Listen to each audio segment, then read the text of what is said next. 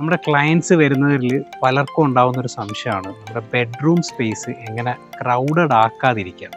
പക്ഷേ അതിൽ വാർഡ്രോബ്സ് വേണം, സ്റ്റഡി യൂണിറ്റ്സ് വേണം, ഡ്രസ്സിങ് ഏരിയ വേണം, അങ്ങനെയുള്ള എല്ലാ യൂണിറ്റ്സും വരണം. പക്ഷേ ബെഡ്റൂമിൽ ഒരു ആമ്പിൾ സ്പേസും ഉണ്ടാവണം.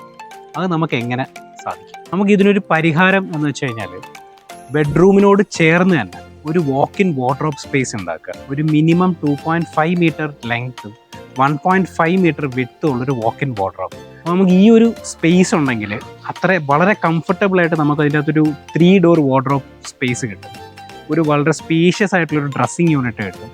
ചേർന്ന് തന്നെ നമ്മുടെ ഡ്രസ്സുകൾ ഹാങ് ചെയ്യാനുള്ള ഒരു പോർഷൻ കിട്ടും.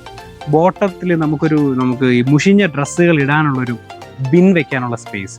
അങ്ങനെ നമുക്ക് ഈ വാക്ക് ഇൻ വാർഡ്രോബിൽ എൻറ്റയർ നമ്മുടെ ആവശ്യങ്ങളെല്ലാം അവിടെ തന്നെ നമുക്ക് അക്കോമഡേറ്റ് ചെയ്യാം. ഇങ്ങനെ നമ്മൾ വാക്ക് ഇൻ വാർഡ്രോബിലേക്ക് ഇത്രയും യൂണിറ്റ്സ് ഷിഫ്റ്റ് ചെയ്ത് കഴിയുമ്പോൾ നമ്മുടെ ബെഡ്റൂമിൽ പിന്നെ നമുക്ക് വേറെ വലിയ യൂണിറ്റ്സ് ഒന്നും വരില്ല.